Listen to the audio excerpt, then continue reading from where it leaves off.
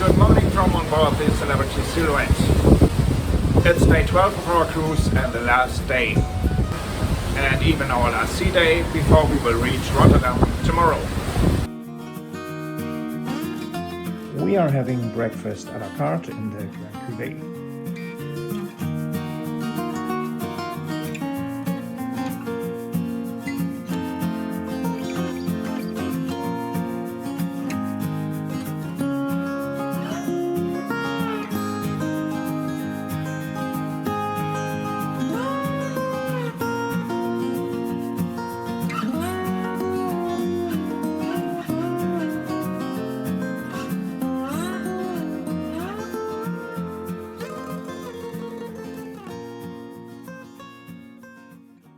After breakfast, we are going to the theatre to watch Secrets of Navigation with Captain Matt. Everybody, very good morning. How are you doing? I know it's an early morning for everybody. It was an hour forward, so thank you very much for taking the time to come here this morning. First of all, I would like to start by introducing myself. My name is Matt, and I'm coming all the way from the very beautiful country of Greece. It gives me great pleasure, and as I said in my announcement earlier, it has been my honor and my privilege to be your captain for this 12-day cruise, and I hope that you had a wonderful time. Did you have a wonderful time? Yeah. Very nice. Now, before I start the presentation, I have to make a clear statement. If you think by the end of this presentation you can go up and drive, no. Okay. I was discussing with Angela because our first time working together, and I was saying that I have tried to make it as simple as possible for people that they never been in ships, for people that they never seen a bridge before, to realize, to have an idea how the system works. Okay? Are you ready? Yeah. Very nice. So, she has been a wonderful vessel. She has a total length of 319 meters. And a total height of 61 meters or 200 feet.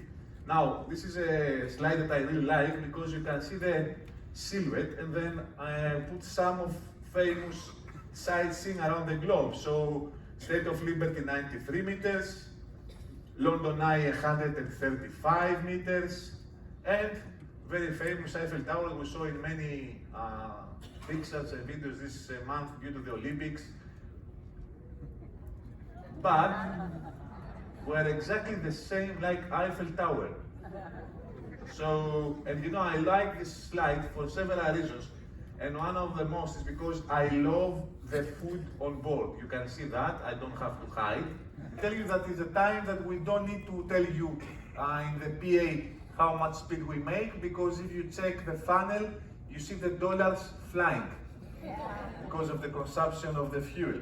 1 knot is equal to 1.15 miles per hour or 1.85 kilometers.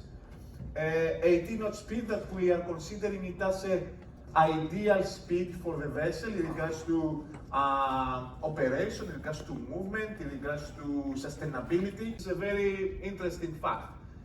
Imagine that you are in your car and you are going full speed and you press the pedal for full stop.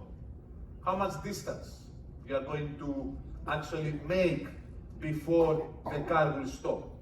I can tell you that average is around 20 times the length of the car. We are making almost 5 times the length of the ship, from full speed to full stop. It takes 4 minutes. Okay? So from 22, 23 knots to full stop is a special procedure that we need to follow in order this to happen. We don't reverse on our ships, and I will explain you later. So, but it's a special procedure how to cut the speed, and it takes approximately 4 minutes to go to 0 speed. Here you can see our propulsion system. So we have 3 bow thrusters. Bow thrusters, they are helping the vessel to move when we are in low speed. So they are helping actually the bow, the forward part of the ship, to move from side to side. So the thrusters, they don't have any effect in speed more than 4.5, 5 knots, and we are using them only when we are docking or undocking. In the aft, we have the azipods. We have 2 azipods, 22 megawatt each. The azipod is an extremely great tool for us because it makes the maneuverability of the vessel easy. It makes the stern of the vessel extremely powerful. Imagine we have 66,000 horses in our azipods. Now, as I was telling you earlier, we don't reverse. So the azipod has the capability to turn 360 degrees. So what I do is where I want to go, this is where the azipod is aiming. So actually, where I want my stern to go, the back of the ship to go. This means that if I want the ship to turn to starboard, I will put the azipod aiming to port because I am pushing my stern to port, so the ship can turn to starboard. Now, if I want to go backwards, I will turn the azipods 180 degrees and I will go forward again. Okay, so that's why I said we don't reverse. If we want to full stop, we will put the pods first in zero, we will turn them to 180 degrees and we'll put full ahead again. And this is how we will stop. Okay, I can tell you that I have seen this full stop and you don't want to experience it. Okay, the only thing that I can say is that your soup will not stay on the table. Okay, all right. I know where the silhouette is going to be on winter of 2026, but I'm not going to tell you, right? So, 2.5 to 3 years in advance, the company is sending us the itinerary and says, okay, Celebrity Silhouette, I want you to work for the cruises of 2026-27. We are going to start by starting the appraisal process. What is the appraisal process? We are going to gather information from all these books and we are going to actually check, is this voyage that the company is recommending to us feasible? Can we make it happen? From this port departing at this time that the company recommends, can we make it to the next port that they are asking on time? Or we need to adjust the times? The port that they are telling us, if it's a new port, does it have a berth long enough to accommodate us? Does it have a port deep enough to accommodate us? You should know that the Celebrity Silhouette has a maximum draft of 8.5 meters or 27 feet.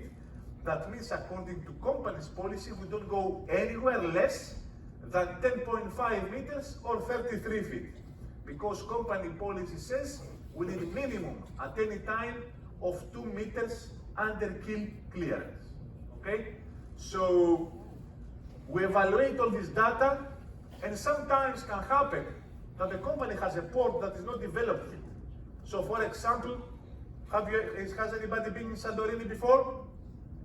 Yes? Alright, so Santorini is a tendering port, doesn't have a pier. So let's say company comes with an agreement with the Ministry of Santorini that in 2.5 years, a pier in Santorini will be ready. Of course, because the management of our company has a lot of Greek people, and we know that because Greece is not going to meet this agreement.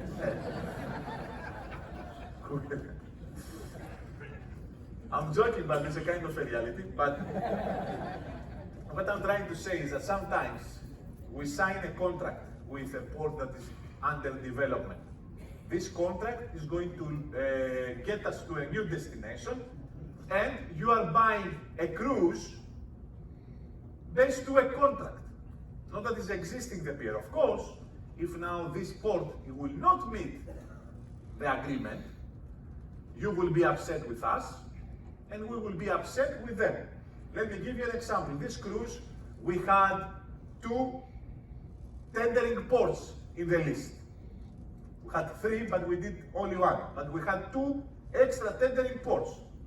The reason of having these 2 tendering ports is because when the cruise went on sail, these berths, they were not ready to accommodate a ship on this size. You should know that these 2 ports that we went alongside, they were vetted by our company this year. So for the Kirkwall, we have been actually the second ship of the company going inside, first time in this size. And for the Iceland, we were actually the first one going in on this size. But I didn't open my eyes in the morning and I said, you know what, I'm going alongside. It cannot be done like this. We need to send our port operations team, evaluate the port, make a full analysis to ensure that there is no risk for a vessel this size to go, ensure that there is deep enough the port. If you remember in this beautiful port, we had to go all the way in and slide the vessel to the pier. The reason was because behind us, 6 meters, it was shallows. So we couldn't go on a normal approach. We had to first clear the shallows and then go inside. So it might look easy port, but it's not, okay? Because it is full of shallows in the front, 11 meters ahead of the bow, and in the back, 6 meters behind the stern. So in a normal weather conditions is okay. In tough weather conditions, it can be very easily switched to a tendering port. And that's why we remain a tendering port in the scheduling for the next couple of years until they will finish with the deepening, with the dredging of the port. Because in winds more than 15, 20 knots, it will make the captain uncomfortable to go alongside to this port, okay? All right. So after we prepare the appraisal process, we are sending to the office. The office around 2 years in advance will put the cruise on sail, and we don't work on this cruise for the next 2.5 years, until 1 month before the execution. This is the time that we are going to download the electronic charts of the specific cruise, and we have the process off. The navigating officer is going to plan on electronic chart. We don't have paper charts. He's going to plan the voyage. The environmental officer is going to check and ensure that we meet all the environmental requirements. The staff captain is going to do the 2 persons check that the voyage is correct, and then the captain is going to come, evaluate the voyage, and confirm that the voyage is safe to be done. Always by taking consideration the 3 pillars: safety of the ship, safety of life, and preservation of the environment. These are the 3 pillars when we are executing a voyage. And as you can see here, is nowhere written fuel savings. Okay? As long as we meet these 3 pillars, everything else comes afterwards. Okay? Okay.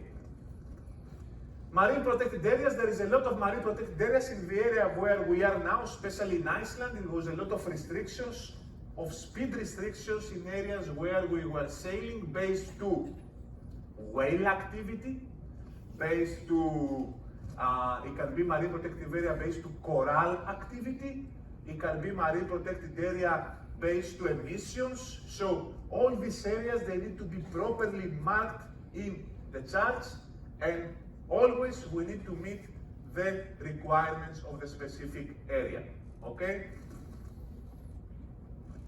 And now we go to the execution. So execution is actually the day that we are about to start our voyage. Execution starts 1 hour before we start the sailing, by checking all the equipment in the bridge and in the engine that is in good working order. Half an hour before, the captain with his team, we are going to meet in the bridge and we are going to analyze the whole voyage.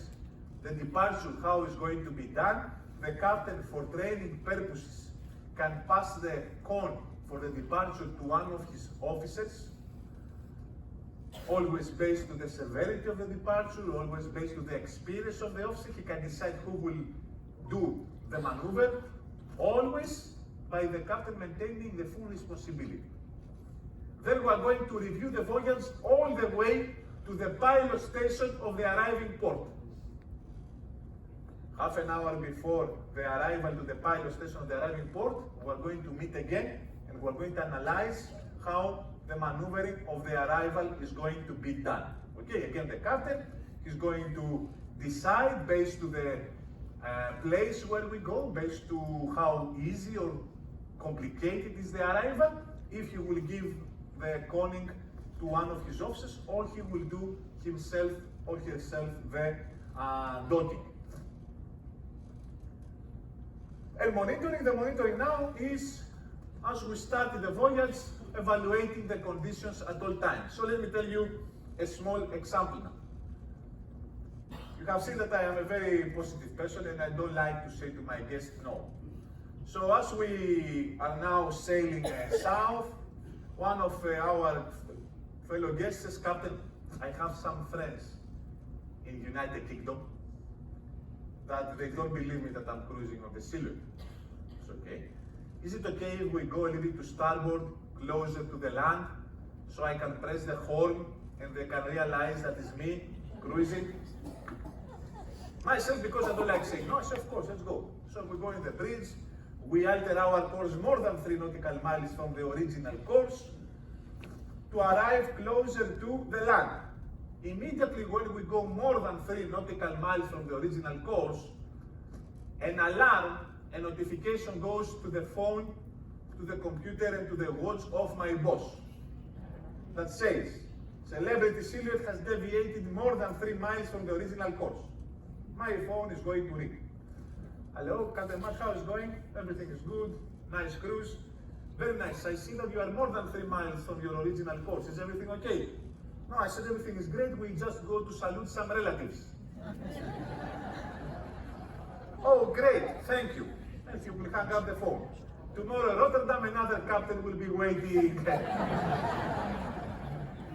So that's why you don't ask me for this kind of favors, okay? What I'm trying to say is that we have a policy that for any deviation more than 3 miles from the original course, we need to create a new voyage plan. Okay? So we have a medical emergency, for example. We have to deviate because of weather. We need to make a new voyage plan to upload it to the system, because in Miami office there is a screen like this with all the ships sailing. And at the same time, this system, our plan and our exact position is connected to the phone of our supervisors. So in order to be 24/7 under watch for any support we need, okay? So that's why we don't alternate courses for no reason, okay? All right. According to International Maritime Organization regulations, in order a vessel to be paperless, needs to have 2 systems, 2 electronic chart systems, independent in different generators. Celebrity Silhouette has 6. So if I lose the first one, I have the second one. If I lose the second one, I have the third one. If I lose the third one, I have the fourth one. If I lose the fourth one, I have the fifth one. If I lose the fifth one, I have the 6th one. If we lose the 6th one, we all pray. If we lose the 6th one, we don't pray, we have sextants. Okay? So, electronic navigation, terrestrial navigation, celestial navigation. Celestial navigation is actually the observations taken by sextant. So yes, we do have sextants. They are a little bit dusty, but we do.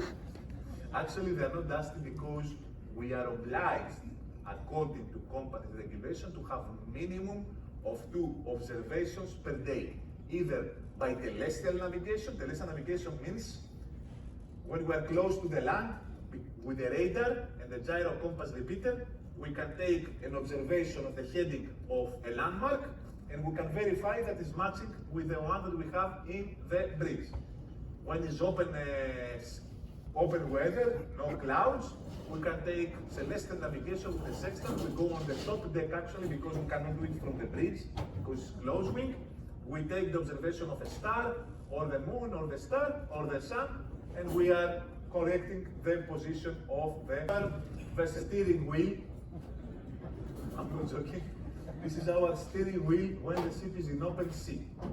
Okay, so when we are not a pilot, either we are fully on autopilot by switching to track mode, or we are on heading mode, that we have the ship on autopilot, but with the offset changing the course. Starboard and port is turning the ship right or left.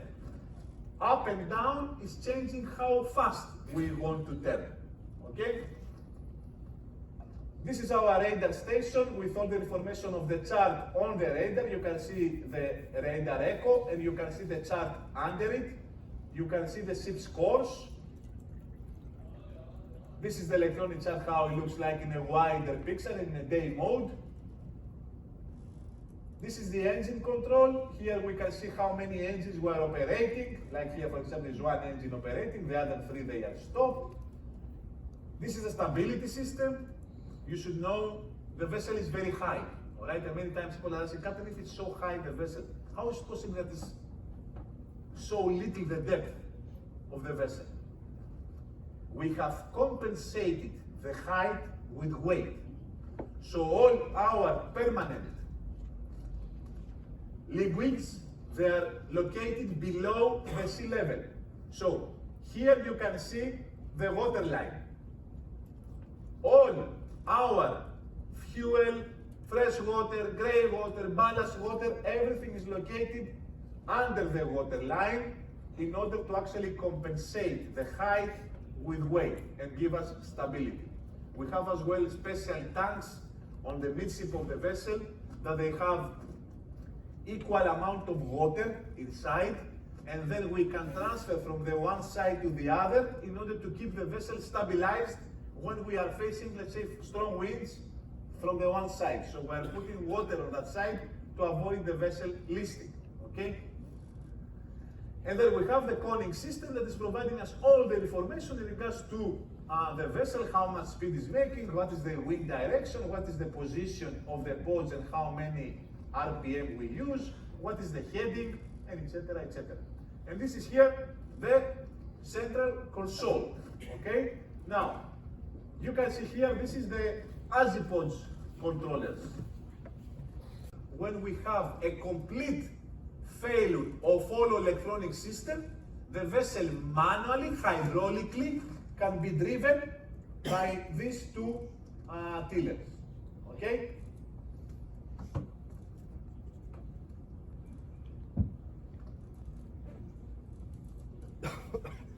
The stabilizers here. Stabilizers are located in the midship of the vessel.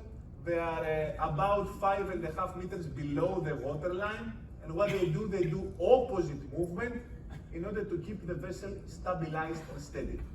Many people are saying, Captain, are we burning more fuel when stabilizers are out? And I'm saying, no.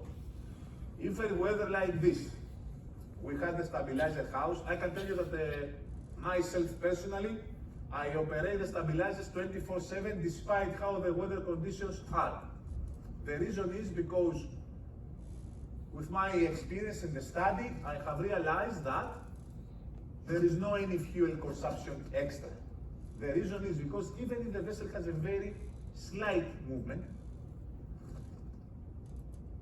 when I request 100 RPMs to make speed of 18 knots, this slight movement creates a small impact, a small failure of what I request. So I need to go to 102 RPMs in order to reach 100. So I burn more fuel. When I have the stabilizers extended, I request 100 and I gain 100.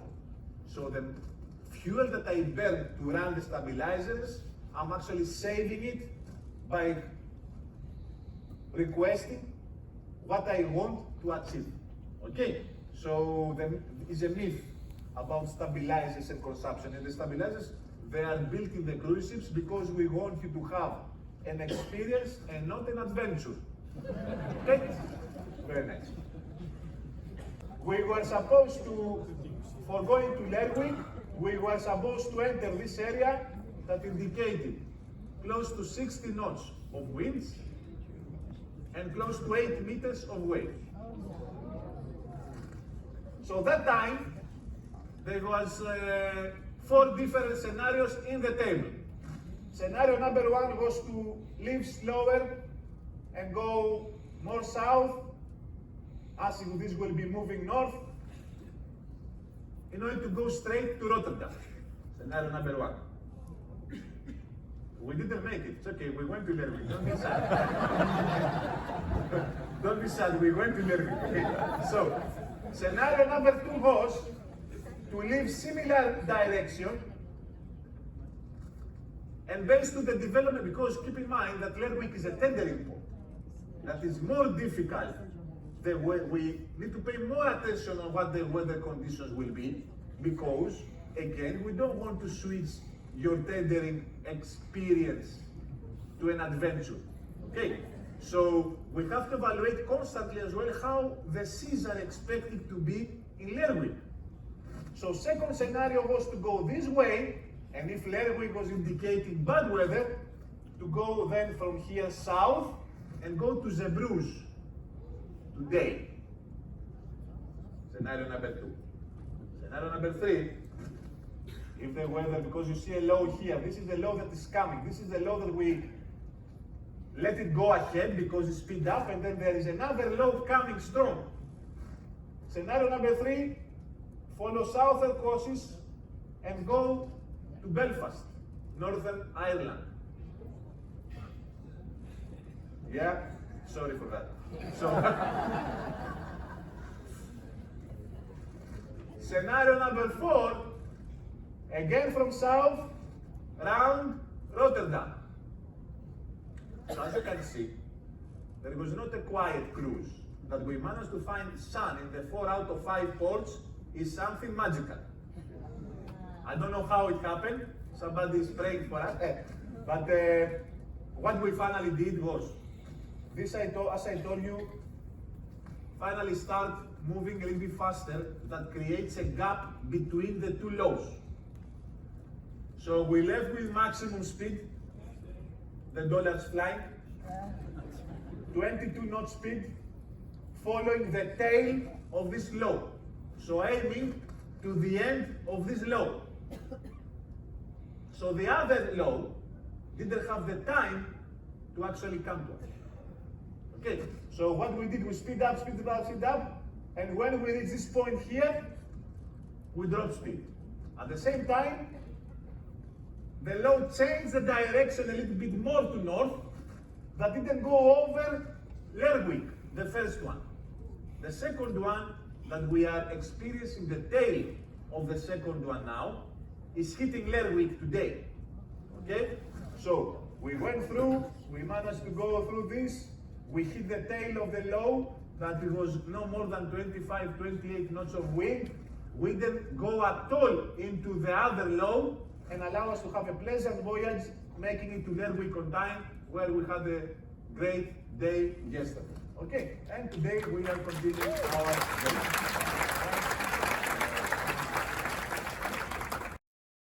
What's your name, my darling? It's okay. My name is Melanie, and I was wondering, I think it was in the beginning of the cruise, and the horn, we hear the horn, and everybody was asking me, hey Melanie, you've cruised so many times, you know why there is a horn?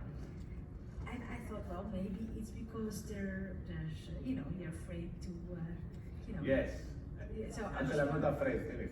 So, I had my daughter in the bridge and she was playing. No. Okay, the reason of the horn is, the horn, whenever it's foggy, we are providing signals to the other ships. So every 2 minutes, 10 seconds, we press the horn for 10 seconds, and it's actually indicating to other ships or boats in the vicinity that we are coming. Okay? So it's a fog signal. When it's foggy, according to law, we need to provide a signal every 2 minutes for 10 seconds. That's why it was the horn there. Okay? Thank you. I'm wondering, why didn't we stay 2 days in Reykjavik? You had. Very nice. You know, I heard that before yesterday as well. I didn't buy the cruise myself 2 years ago. So the cruise, I don't think that changed. It was a Cuvée for 2 days, no? So the reason has to do with when we are booking the cruise 2.5 to 3 years in advance, we book as well the availability of the berth. So I mostly assume, because I can tell you that port fees is not a difference.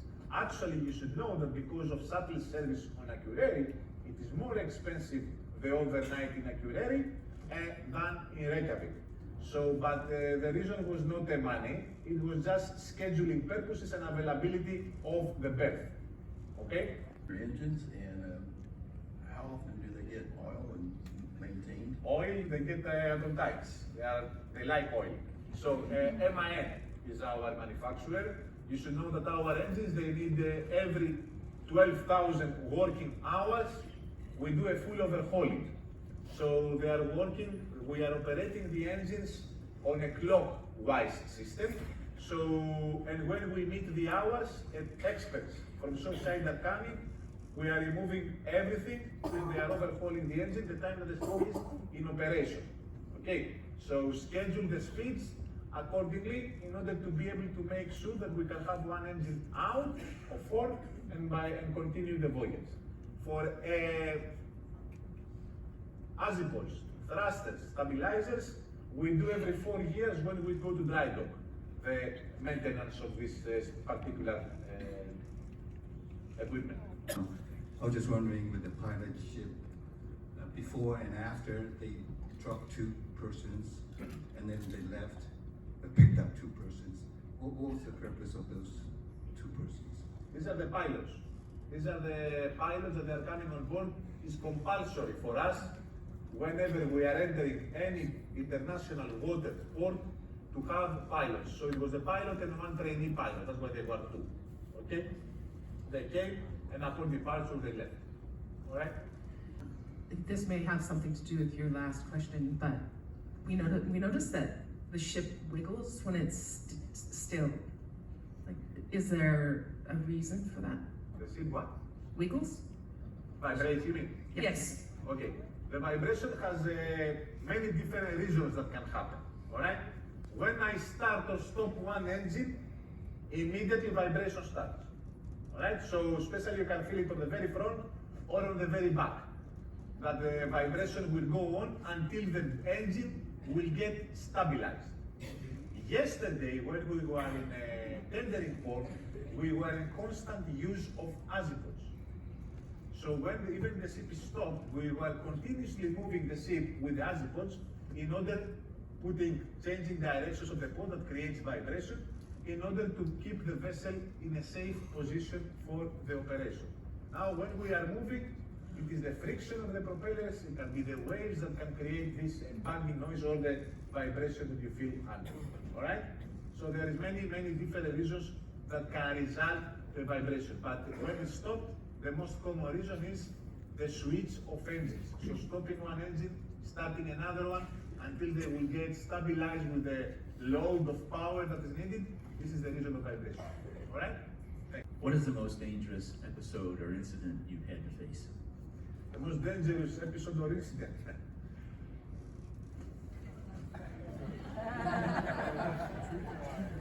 I would not call it dangerous. I could say the worst episode that I experienced was when I had to stop the vessel because of COVID.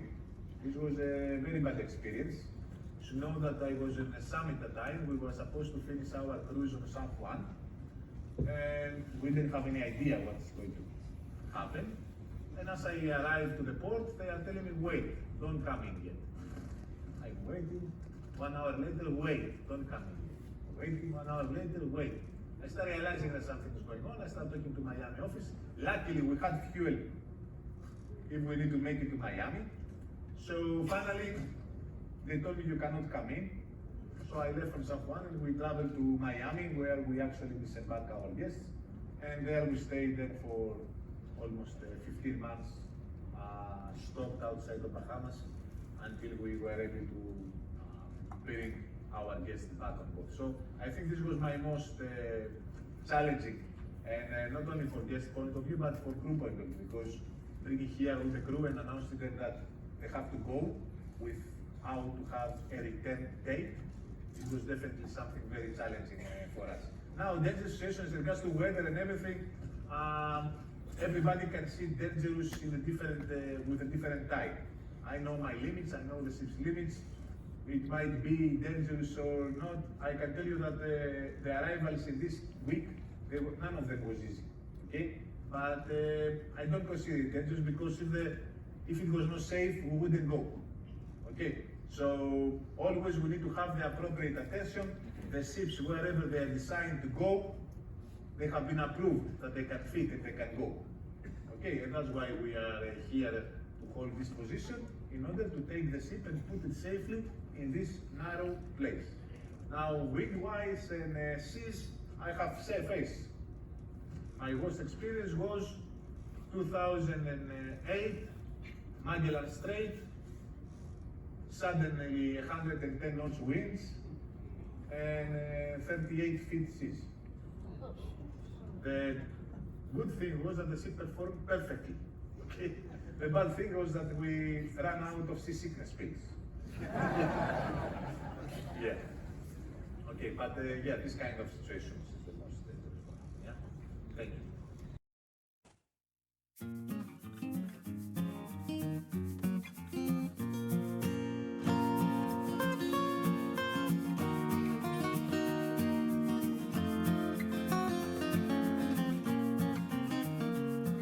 The trio Gravity performing in the Grand Lobby. One night only, one night only. Come on, big baby, come on. One night only, we only have till dawn. You want all my love and my devotion. You want my love so right on the line.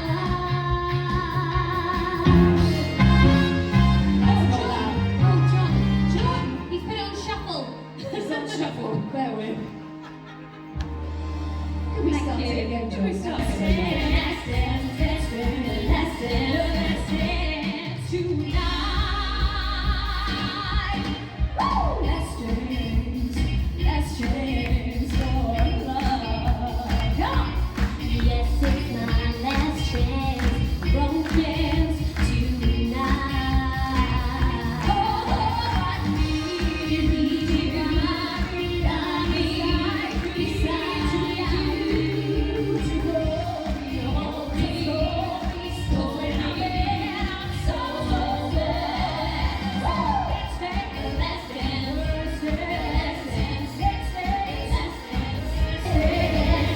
all with you, that you feel, get the chance, take the feel, you can do it.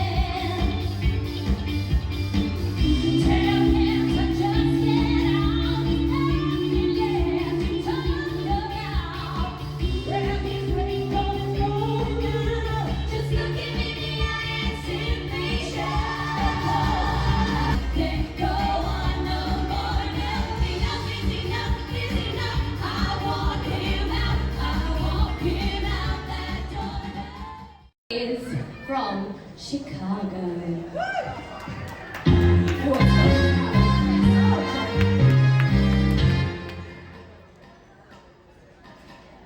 Pop, 6, squish, scissor, lip shift. Pop, 6, squish, scissor, lip shift. Pop, 6, squish, scissor, lip shift. He had it coming, he had it coming. He only had himself to blame. If you'd have been there, if you'd have seen it, I bet you would have done the same. Pop, 6, squish.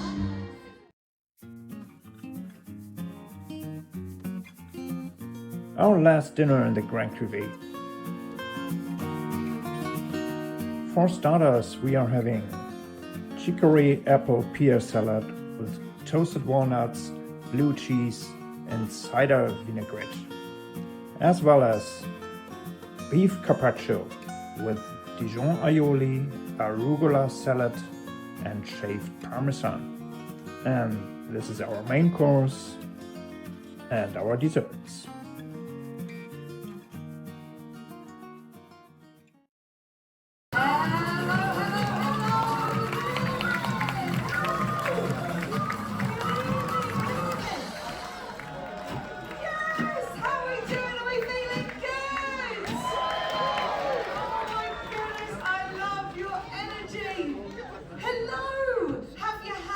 Cruise.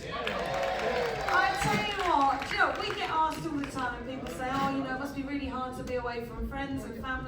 do such long contracts, but honestly, truth be told, the job is only as difficult as the people that cruise with us. And you guys, honestly, have been so much fun. You've joined in with everything. You supported all the live entertainment. Please give yourselves a massive round of applause, because I can't thank you enough for just being the coolest guests. This was my first cruise back from vacation. I feel like I've been here a lifetime with you already. It's going to be weird tomorrow. I have to make new friends. Now listen, I tell you what I did get today was another call from the captain, and the captain said he'd like to pop on down and just say thank you and goodbye to you all one more time. Would that be okay? Please put those hands together. Let's hear it for your wonderful captain, Captain Matt!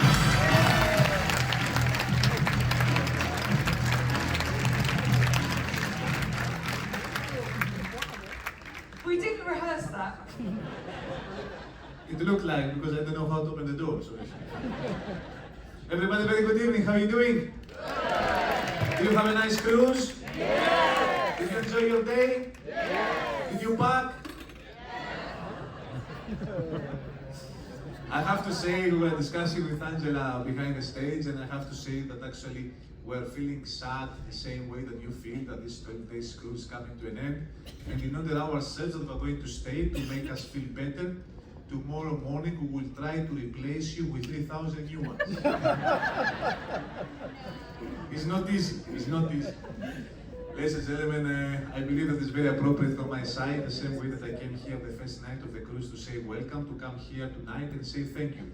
Thank you very much for trusting us for your vacation. Thank you very much for being so wonderful, so positive, so energetic. On behalf of myself, the amazing celebrity Silhouette crew, I would like to wish you a happy journey home. Please be safe, enjoy your time back home, enjoy life, and you know where to find us. Thank you very much, and as I always love to close my last piece in the theatre, I wish to all of you the least of the worst and the most of the best. Thank you. The farewell show in the theatre.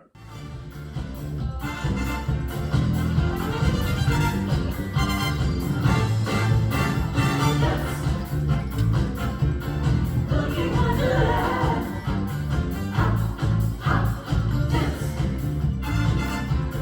Boogie Wonderland.